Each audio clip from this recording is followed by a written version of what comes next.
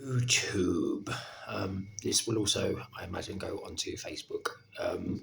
It's been a little while since I made a YouTube video, so I thought I should get back on it. I've needed a little bit of time um, to rest and relax because I've been working very hard.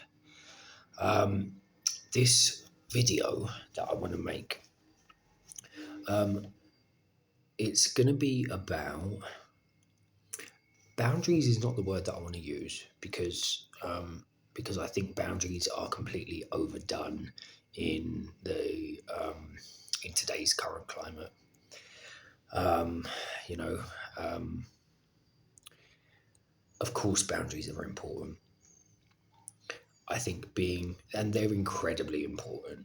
And what I mean by that is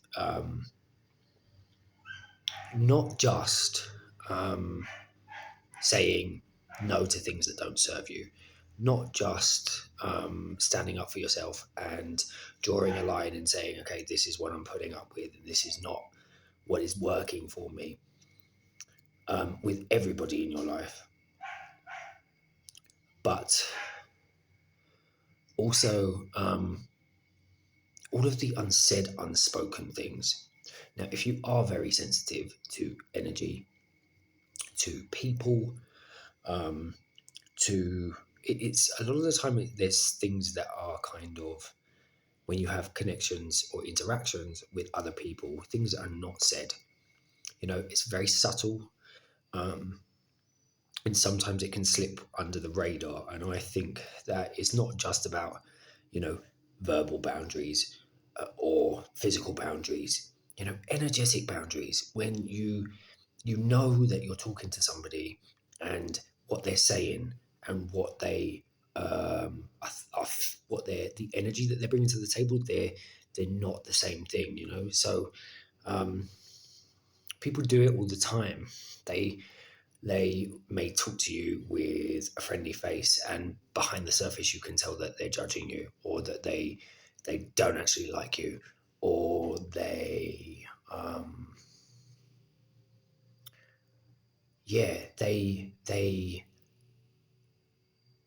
are being fake. They're not being real. They're not being authentic. So, yes, boundaries are important, but also I think are the subtleties that kind of come in exchanges that we have with other people, and not allowing oneself to be swayed or to be pushed by what somebody is bringing to the table just because that's what they're saying. You know, really being like, I know your energy's off, or I know um, that's not what you mean, and not being not allowing yourself to be, the word is bandied around, gaslit, or um, your reality to be undermined. Because essentially, when people do that to you, you end up losing yourself, and you lose your center, and you lose your core. And what that can do is take you away from grounded reality. Now, I think that when people have real issues with trauma or pain or things in their life that have been incredibly difficult, I think that what it does is it forces them to run away or to escape from, in a survival mechanism or coping mechanism. What that does is it creates a set of programs or conditions in order to keep that person, you know, okay. However, what it can do, the byproduct of that, is that they they've locked that part of themselves away. Now, essentially, also, all of the conjunctive words, um, it means that they are not really living in a grounded reality where they can see things objectively, because they are not able to see themselves objectively. Um, and that's because it's a survival mechanism, a protective mechanism to not see those parts because maybe they can't process or deal with them until a later space or a later date. Now, what that also means is that sometimes when then you interact or connect with people, what they can do is they can move from all of these subtle spaces within themselves. And if you're not clear on you and who you are and the boundaries that you have, you can lose yourself and allow them to push you and to sway you. And that can put you in a very difficult position. I have lived that firsthand. It isn't very nice. Um, and it also can really fuck you up. It can put you into a space where you are disconnected from your own reality because essentially that is the space that they are coming from. This is what gives people some real problematic mental health issues. So this is also the reason that we have what's the word, the more we can get embodied, the more we can be within ourselves in our fullest expression, the more we can deal with the things that are sitting within us and we can feel safe and secure and at home in ourselves. That means that some uncomfortable things have to come up to the surface that we sometimes have to navigate.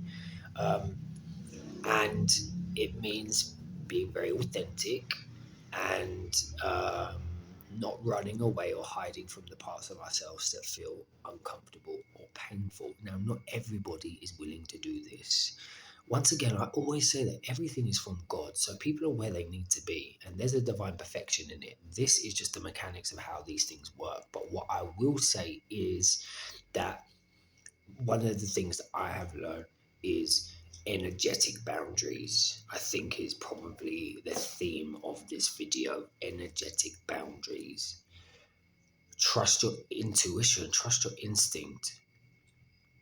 What Because in the spiritual community, often people talk about the fact that things are just a reflection, and they don't want to commit to objectivity. And there's people talk about the fact that things are subjective 24/7. And that's your opinion, and why have you manifested this? All of these spiritual quotations, and some of that is used as a way to bypass the things that they don't want to look at in themselves, to to not have accountability for their behaviors. That's a form of gaslighting, and it's a very toxic, disgusting version of it. um, because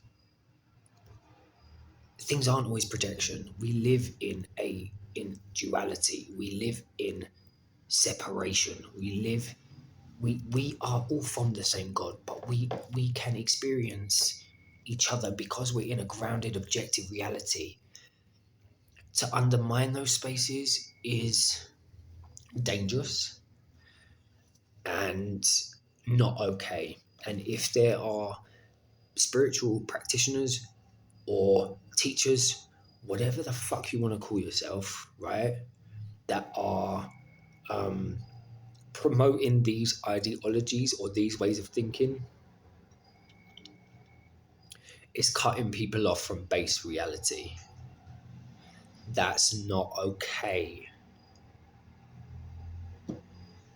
So that's what I want to say. I think I managed to get there in the end. There was a little hiccup at the beginning. Energetically, I felt it, but that's okay. It's fine.